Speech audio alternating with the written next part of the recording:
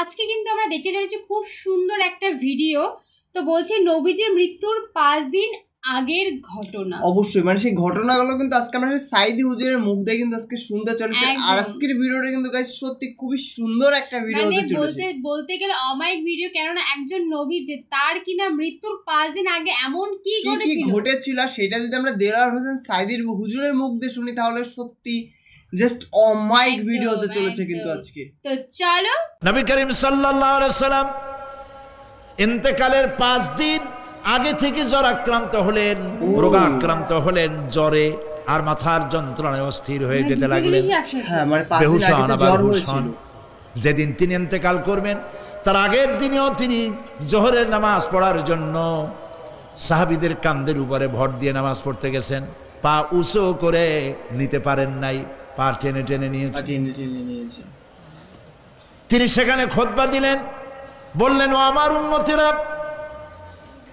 এই পৃথিবীতে আল্লাহ রাব্বুল আলামিন তার এক বান্দাকে পৃথিবীর সব জাগতিক সম্পদ দিতে চেয়েছিলেন, কিন্তু সেই বান্দা সব জাগতিক সম্পদকে উপেক্ষা করে আল্লাহর সঙ্গে দিদার করা বেশি পছন্দ করেছেন। কেউ কিছুই বুঝলো না। হযরত আবু বকর রাদিয়াল্লাহু তাআলা আনহু খুব কাঁদতে লাগলেন। তিনি বুঝতে পেরেছেন যে এই পৃথিবীতে সমস্ত সম্পদ দিতে চেয়েছিলেন আল্লাহ যাকে, তার নাম বিশ্বনবী। তিনি সবগুলি উপেক্ষা করে আল্লাহর সঙ্গে দিদার করা বেশি পছন্দ করেছেন। আমরা অতি তাড়াতাড়ি নবীজি থেকে নবীর এতিম হয়ে যাব। পরের দিন ইশার নামাজের রক্ত হলো, আজান হয়ে গেল,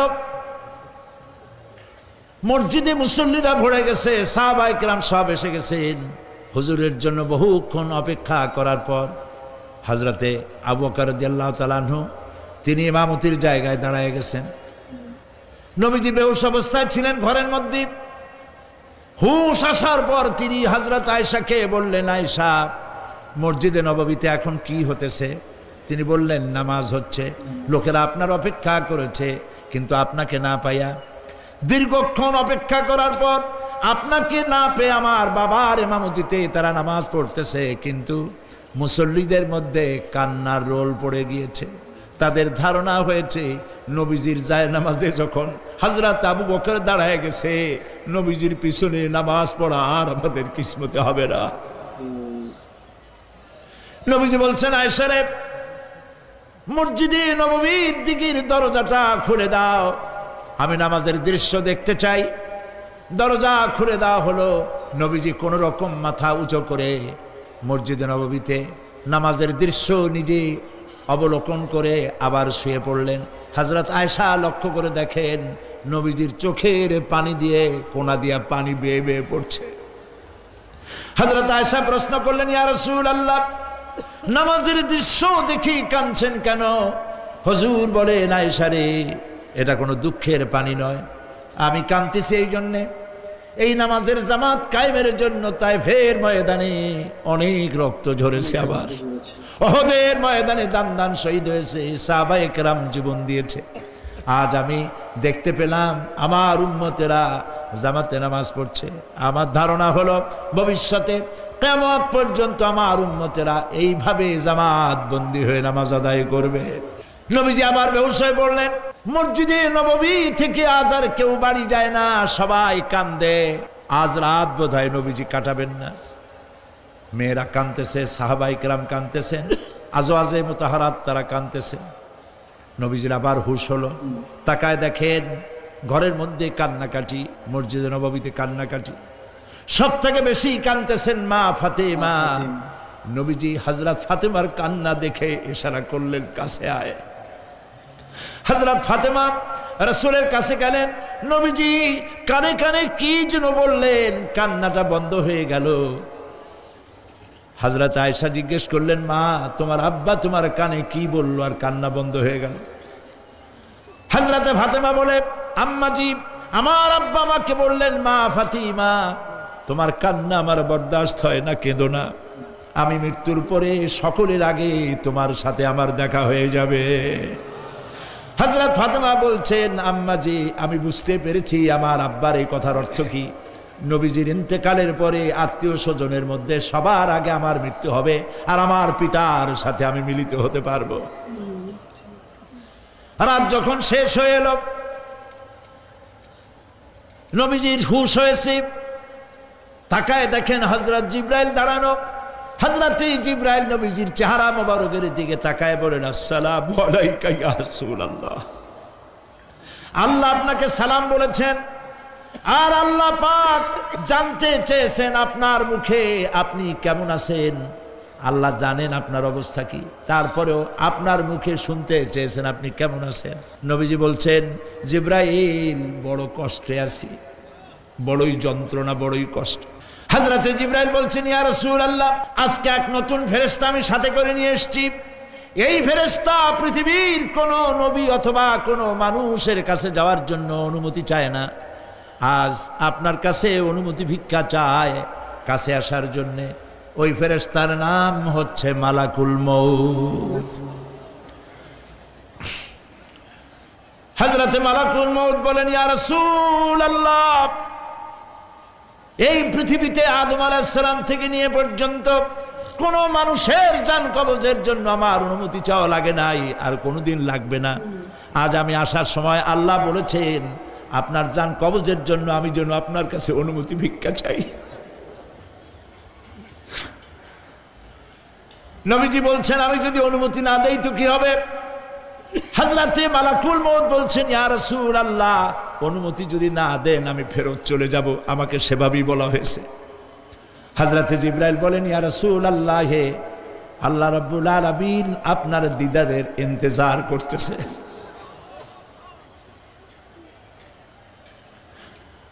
নবীজি বলছেন, মালাকুল মউত, তুমি জান কবজের কাজ শুরু করো।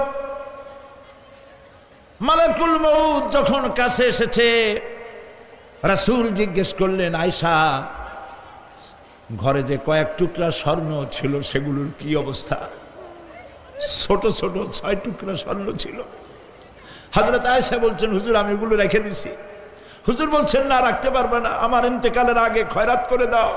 মুহাম্মদ সাল্লাল্লাহু আলাইহি ওয়াসাল্লাম আল্লাহর কাছে অবস্থায় উঠবে না যে তার ঘরের ভিতরে সোনা ছিল, দিয়ে দাও, খয়রাত করে দিয়ে দাও। হযরতে মালাকুল মউত রাসূলের জান কবজ শুরু করে দিলেন। রাসূলুল্লাহ জীবনের শেষ কথা বললেন, আসসালাত আসসালাত ওয়া মা মালাকাত আইমানুকুম। আমার উম্মতেরা বিদায় লগ্নে বলে গেলাম, নামাজ নামাজ নামাজ ছেড়ে দিও না। প্রিয় ভাইরা, নবী করিম সাল্লাল্লাহু আলাইহি ওয়াসাল্লাম জীবনের শেষ কথা বলে গেছেন নামাজ। সেই নামাজে আমাদের যত সব অবহেলা, স্ত্রীকে নামাজ পড়ান, বউকে নামাজ পড়ান, ছেলে মেয়েকে নামাজ পড়ান। দোকানদার ভাইরা যখন আজান হয়ে যাবে দোকান বন্ধ করে দেন, আপনি আপনার কর্মচারীরা নামাজ পড়তে যান। যতটুকু প্রিয় ভাই সব, আল্লাহ রাব্বুল আলামিন পরীক্ষার জন্য আমাদেরকে এই ময়দানে ছেড়ে দিয়েছেন। প্রশ্ন কি হবে আল্লাহ সব বলে দিয়েছেন। প্রশ্ন কি হবে? তোমার যৌবন, এ ব্যাপারে প্রশ্ন করা হবে। কোন পথে ইনকাম করেছো প্রশ্ন করা হবে। কোন পথে খরচ করেছো প্রশ্ন করা হবে। দ্বীনের ইলম যতটুকুন হাসিল করেছিলে তার কতটুকুন নিজে পালন করেছো, আর দ্বীনের দাওয়াত কতটুকুন মানুষের কাছে পৌঁছায়ছো। প্রত্যেকটি ব্যাপারে কিয়ামতে আল্লাহর কাছে জবাব দিতে হবে। এই জন্য কবি বলছেন, আমল সে জিন্দেগি বনতি হ্যায়, ये जन्नत भी व जहन्नम भी, ये खाकी अपनी फितरत है, ना नारी ना नूरी। মানুষের জীবন আমল দিয়ে গঠন হয়, আমল দিয়ে জীবন গড়ে। নইলে এই মাটির তৈরি দেহ জান্নাত আর জাহান্নামের কিছু দিয়ে তৈরি হয় নাই। আপনি ইচ্ছে করলে দেহটাকে জাহান্নামের জন্য উপযোগী করতে পারেন, ইচ্ছে করলে এই দেহটাকে জান্নাতের জন্য উপযোগী করতে পারেন। এটি আপনার ইখতিয়ারে আল্লাহ দিয়েছেন, আপনাকে বাধ্য করা হয় নাই যে সেজদা না দিলে ফেরেশতা এসে ঘাড়ের উপরে পিটাবে। সুদ ঘুষ জেনা করলে পরে ঠ্যাং পিটায় ভেঙে দেওয়া হবে না, আপনি বাধ্য নন। আপনি সম্মানিত জীব আল্লাহ, সম্মানিত প্রাণী আল্লাহ পাকের, সেই জন্য মানুষকে বাধ্য করা হয় নাই। অটোনমাস বডি, অটোনমি দেওয়া হয়েছে, আপনাকে স্বাধিকার দেওয়া হয়েছে। চন্দ্র সূর্যের ব্যাপারে স্বাধিকার দেওয়া হয় নাই। রাত এখন 7:35, সূর্যের বাপেরও ক্ষমতা নাই বাংলাদেশে এখন উকি মারে। ঠিক কিনা? সে এখন আমেরিকায় রোদ দিচ্ছে, তাপ দিচ্ছে আমেরিকায়। ওকে নির্ধারণ করা হয়েছে যেভাবে সেইভাবেই করতে হবে। পানি বলেন, পাহাড় বলেন, পাখি বলেন, চন্দ্র বলেন, গ্রহ বলেন, নক্ষত্র বলেন, সব জিনিস বাই হুক অ্যান্ড ক্রুক আল্লাহর হুকুম মানতে বাধ্য। কোরআনে কারিমে আল্লাহ পাক বলেছেন, আফাগায়রা দীনিল্লাহি ইয়াবগুন ওয়া লাহু আসলামা মান ফিস সামাওয়াতি ওয়াল আরদি তাওআন ওয়া কারহা। আল্লাহর দেওয়া জীবন ব্যবস্থা ছেড়ে দিয়ে তোমরা কি অন্য কোনো মতবাদ তালাশ করো? ওয়ালাহু আসলামা মান ফিস সামাওয়াতি ওয়াল আরদ, অথচ আকাশে যা আছে, জমিনে যা আছে, সব আনুগত্যের মস্তক আমার সামনে অবনত করে দিয়েছে। সুবহানাল্লাহ। মানুষকে আল্লাহ পাক ইখতিয়ার দিয়েছে, ইচ্ছা করলে মাহফিলে আসতে পারেন, ইচ্ছে করলে সিনেমায় ঢুকতে পারবেন, অসুবিধা নেই। অসুবিধার জন্য কিয়ামত, ওখানে হিসাব হবে। এখানে আপনি সূর্য, চন্দ্র, ফেরেশতা, ফেরেশতারও কোনো মাজাল নাই, কোনো ইখতিয়ার নাই আল্লাহর হুকুমের বাইরে কিছু করে। আল্লাহ যা করতে বলেছেন তাই করতে হবে, এর বাইরে এক চুলও নড়তে পারবে না। কিন্তু মানুষেরা করতে পারবে। মানুষ ইচ্ছে করলে নামাজ রোজা ছাড়তে পারে, ইচ্ছে করলে আল্লাহরে অমান্য করতে পারে। এইটা তার বিচারের জায়গা না, এটা হলো পরীক্ষার জায়গা। এটা কিসের জায়গা? পরীক্ষার জায়গা। এখানে আপনি কামাই করলে ওখানে কিছু পাবেন, এখানে কামাই না করলে কিছু পাবেন না। আরো সোজা করে বলি, কোন কৃষক, যে কৃষক আষাঢ় মাসে, শ্রাবণ মাসে জমিন চাষ করে না, পৌষ মাসে তার গোলায় ধান আসবে? কথা বোঝেন নাকি বোঝেন না? পৌষ মাসে গোলায় ধান আসবে? কোনো পাগলও বলবে না যে তুমি তো চাষই করো নাই, তুমি জমিনে, তোমার জমিনের ফসল তোমার ঘরে আসবে কেমন? কাজী এই দুনিয়ায় পরীক্ষা দিলে এখানে রেজাল্ট হয়, এখানে গাছ লাগাইলে এখানে ফল দেয়। কিন্তু মানুষের জন্য আল্লাহ পাক যে আমল তৈরি করেছেন, পরীক্ষা নেবেন, সেই পরীক্ষার রেজাল্ট এখানে হবে না। পরীক্ষার রেজাল্ট আউট হবে কোথায়? আখিরাতে। বলেন সবাই, কোথায় হবে? পরীক্ষার রেজাল্ট আউট হবে কোথায়? আখিরাতে। এখানে আপনি যা কামাই করবেন এখানে রিটার্ন দেওয়া হবে না। এখানে যা কামাই করবেন সমস্ত কামাই 700 গুণ বর্ধিত আকারে কিয়ামতে আল্লাহ আপনার হাতে ধরাই দিবেন। আল্লাহর ওয়াদা কখনো মিথ্যা হয়? মিথ্যা হয় রাজনৈতিক দলের নেতারা, এই জাতীয় লোকেরা যারা মঞ্চে আসে আর বলে যে এবার আমাদের ভোট দেন, আমরা ক্ষমতায় যাইতে পারলে আপনারা না খাইয়া কেউ মরবেন না। কিন্তু কি খাইয়া মরবে তাও কয় না। সেদিন শুনলাম এই যে নির্বাচন এখন একটা চলতেছে, স্লোগান, বাপ দাঁড়াইছে, ছেলে তো বলে রহিম ভাই আমার ভাই, তোমার ভাই, বাপের নাম রহিম। তারপরে শুনলাম বলতেছে বেগুন ভাইয়ের চরিত্র, আজকাল নাম রাখে তো আদর করে, বেগুন, পটল, বেগুন ভাইয়ের চরিত্র ফুলের মতো পবিত্র। আমি আর একজনের পাশের থেকে কইল যে নামাজ পড়ে না, একক তো এমনই ফুলের মতো চরিত্র। তো দুনিয়ার ময়দানে আপনি যা কামাই করবেন এখানে রেজাল্ট আউট হবে, এখানে আপনি পাবেন ফল, এখানে পাবেন। যা করবেন এখানে গাছ লাগাবেন, ফল লাগাবেন, এখানে পাবেন। আর আল্লাহর জন্য যেটা করবেন সেটার ফল, সেটার রেজাল্ট কিয়ামতে বাইরে হবে। সুবহানাল্লাহ। এখানে পরীক্ষা দিয়ে যদি কেউ ফেল করে, ম্যাট্রিক পরীক্ষা দিয়ে ফেল করেছে, ফাজেল পরীক্ষা দিয়ে ফেল করেছে, আবার পরীক্ষা দিয়ে পাশ করার সুযোগ আছে, আবারও ফেল করেছে, আবারও পরীক্ষা দিয়ে পাশ করার সুযোগ আছে। 10 বার যদি ফেল করে আরো 10 বার পরীক্ষা দিয়ে পাশ করার সুযোগ আছে। কিন্তু কিয়ামতের দিন আল্লাহ রাব্বুল আলামিনের জীবনের পরীক্ষায় কোনো মানুষ যদি আল্লাহর আদালতে ফেল করে বসে একবার, দ্বিতীয়বার পরীক্ষা দেওয়ার আর কোনো সুযোগ নাই। এই পৃথিবীতে যদি কেউ নিম্ন আদালতে মামলায় হেরে যায়, জজ কোর্টে করবে, যদি হেরে যায় হাইকোর্টে করবে, হেরে গেলে আপিল করবে সুপ্রিম কোর্টে, সুপ্রিম কোর্টেও যদি হেরে যায় তাহলে প্রেসিডেন্টের কাছে আপিল করবে। সুযোগ আছে কয়েকবার। কিন্তু কিয়ামতের দিন জীবনের আদালতে কোনো মানুষ যদি একবার ফেল করে বসে, জীবনের মামলায় যদি একবার হেরে যায়, দ্বিতীয়বার আপিল করার আর কোনো জায়গা নাই। সেই আখিরাতে রেজাল্ট আউট হবে। আমরা সব মরে যাব, আমরা সব কি হব? সব মরে যাব। আল্লাহ পাক আমাদেরকে উঠাবেন আবার। মানুষকে কবরে রাখার সময় আমরা কি বলি? মিনহা খালাকনাকুম, জানেন না? পড়েন, মিনহা খালাকনাকুম ওয়া ফিহা নুঈদুকুম ওয়া মিনহা নুখরিজুকুম তারাতান উখরা। এই মাটি দিয়ে তোমাকে তৈরি করা হয়েছিল, এই মাটির মধ্যে রেখে গেলাম, এর থেকে আবার তোমাকে উত্থিত করা হবে। কে বলতেছেন কথা? আল্লাহ পাক বলছেন, আল্লাহ তাআলা বলছেন। কি নিষ্ঠুর এই পৃথিবী! ভেবে দেখেছেন কি একবারও কি ভেবে দেখেছেন এই পৃথিবী কত নিষ্ঠুর? এই সন্তান সন্ততি সব একটি মোহ, একটি মায়া, একটি মহব্বত, একটি প্রতারণা। যে বইয়ের জন্য হারাম ইনকাম করেছেন, যে সন্তানদের জন্য হারাম ইনকাম করেছেন, জান দিলেন, রক্ত দিলেন, জীবন দিলেন, সারা রাত কষ্ট করেছেন, দৌড়দৌড়ি করেছেন, যখন মরে গেলেন, যে বাচ্চাটা আপনি কোলে না নিলে কলিজা ঠান্ডা হয় না, সেই বাচ্চা বলবে, মাকে বলবে, মা বাপের লাশ যে রুমে আছে আমার সেখানে নিও না, আমার ভয় করে। ঠিক কিনা? স্ত্রীও আরো দুই একজন লোক না হলে লাশের ঘরে থাকতে পারবে না, তারও ভয় করবে। থাকলে বড় জোর মা থাকতে পারে, বাপ থাকতে পারে। যাকে বিবাহ করার পর অনেক সন্তান আছে, মা বাপকে চোখে দেখতে পারে না, বউর কথা মতো মায়ের সাথে কথা বলা বন্ধ করে দেয়। হয়তো কুমিল্লা এরকম নাও থাকতে পারে। বউ তো নালিশ করছে, মার সাথে কথা কয় না, আবার বলে এই বুড়িটা মরে না কেন? নাউজুবিল্লাহ, নাউজুবিল্লাহ। বুড়িটারে মরার কথা বলতেছো তুমি।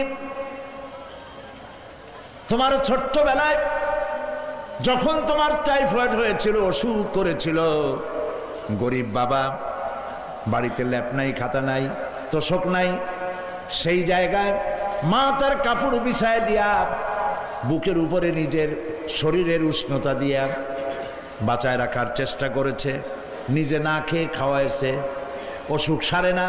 মা ওই মুমূর্ষ বাচ্চার সেরানে তার মাথার কাছে বসে তাহাজ্জুদের নামাজ পড়ে কোরআন শরীফ তেলাওয়াত করে, চোখ দিয়া পানি পড়ে, আর বলতে তাকে, রব্বুল আলামিন আমার জীবনটারে দিয়া আমার কলিজার টুকরা সন্তানটারে বাঁচাইয়া দাও।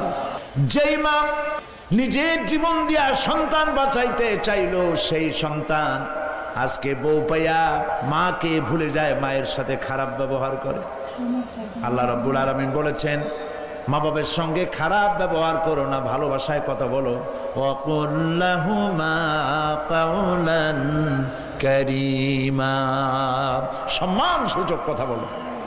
মা বাবার জন্য দোয়া করো আমার কাছে। কে বলতেছেন? আল্লাহ তাআলা বলছেন দোয়া করো আমার কাছে এই ভাষায়, রব্বিরহামহুমা কামা রাব্বায়ানি সাগীরা। পড়েন সবাই, রব্বিরহামহুমা কামা রাব্বায়ানি সাগীরা।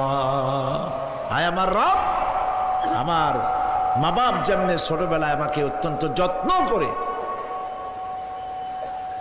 লালন পালন করেছে, আল্লাহ তাআলা তুমি দয়া করে আমার মা বাপকে তোমার রহমতের করে লালন পালন করো। সুবহানাল্লাহ। প্রত্যেক নামাজের পর সকলে এই দোয়া পড়বেন, মনে থাকবে? মনে থাকবে? প্রিয় ভাই সব, সেই কিয়ামতের মাঠে আমাদেরকে উঠতে হবে, আল্লাহর দরবারে উঠতে হবে। সেই সময় আমাদেরকে কেউ উপকার করবে না। يوم لا ينفع مال ولا بنون, সম্পদ আর সন্তান সন্ততি কোনো কাজে লাগবে না। মা তার সন্তানকে চিনবে না, সন্তান তার মাকে চিনবে না, বাপ তার সন্তানকে চিনবে না, কেউ কাউকে পরিচয় দিবে না। কি মারাত্মক অবস্থা! মানুষ চরম অসহায় হয়ে যাবে। চতুর্দিকে ফেরেশতার আনাগোনা, সূর্য মাত্র 1 হাত উপরে, প্রচন্ড তাপ নিয়ে সূর্য অবস্থান নেবে, মাথার চান্দি ফেটে গিয়ে গুনাহগারের মাথার মগজ গলে গলে পড়তে থাকবে, পিপাসার যন্ত্রণায় জিহ্বাটা ঝুলে কুকুরের মতো করে নাভিস্থল পর্যন্ত ঝুলে পড়বে। কেউ উপকার করবে না, কেউ জিগাবেও না। অনেক লোক আছে পীরের কাছে মুরিদ হয় আর মনে করে পীর সাহেব তারে কিয়ামতে সুপারিশ করবে। অসম্ভব। আয়াতুল কুরসির মধ্যে আমরা পড়ি, মান যাল্লাযী ইয়াশফাউ ইনদাহু ইল্লা বিইজনিহি। কে আছে এমন, কার হিম্মত আছে আল্লাহ পাকের বিনা অনুমতিতে কথা বলে? সুবহানাল্লাহ বলে। কোথার পীর, কোথার খাজা বাবা হারায় যাবে। ইব্রাহিম আলাইহিস সালামের মতো পয়গম্বর কি মনে করে? আল্লাহর খলিল। ইব্রাহিম আলাইহিস সালাম আল্লাহর কি? আল্লাহর খলিল। আল্লাহর খলিল কিয়ামতের দিন বলবেন আল্লাহ। তো আজকে আমরা দেখলাম যে নবীজি মৃত্যুর আগে তার সাথে কি কি ঘটেছিল আর সে মৃত্যুর আগে কি কি করেছিল সেগুলো কিন্তু আজকে আমরা জানতে পারলাম। একদম। সে কিন্তু মানে হঠাৎ করে মারা গেছে এরকম কিন্তু না, তার মৃত্যুর জাস্ট কিছুদিন আগে তার খুব জ্বর হয়েছিল, প্লাস মাথা ব্যথা এমন হারে বেড়েছিল যা দরুন কিন্তু এরকম পরিস্থিতি। সে কিন্তু নামাজ পড়তে গেছিল কিন্তু নিজে যেতে পারেনি, তাকে কিন্তু 2-3 জন মিলে নিয়ে গেছিল, তারপরে কিন্তু সে নামাজ পড়েছিল। আর তার বাড়ির কাহিনীও শুনলাম আমরা। আর অবশ্যই ভিডিওটি তোমাদের কেমন লাগলো সেটা কিন্তু অবশ্যই তোমরা কমেন্টে জানিও। আর সত্যি মৃত্যুর আগে কিন্তু নবীজি একটা কথাই বলে গেছে, জীবনে আর যাই করো তোমরা কেউ কখনো নামাজটা ভুলো না। হ্যাঁ, নামাজটা কোনো সময় মিস করো না, ভুলো না। সবাই 5 ওয়াক্ত নামাজ পড়ো আর ভালো ভালো কাজ করো সবাই, তাহলে অবশ্যই তোমরা জান্নাতের জন্য কিন্তু অবশ্যই তোমরা মানে জান্নাতের দরজা কিন্তু তোমাদের জন্য অবশ্যই খোলা থাকবে। তো ভিডিওটা কেমন লাগলো সেটা অবশ্যই আমাদেরকে জানাও। আর নেক্সট তোমরা কি ধরনের ভিডিও দেখতে চাও সেটা খুব করেই জানাও, কারণ তোমাদের একটা কমেন্টে আমাদের নেক্সট ভিডিও, তোমরা যত বেশি কমেন্ট করবে তত বেশি বেশি করে অবশ্যই গাইস। তো চলো গাইস, আজকের মতন এখানেই, টাটা।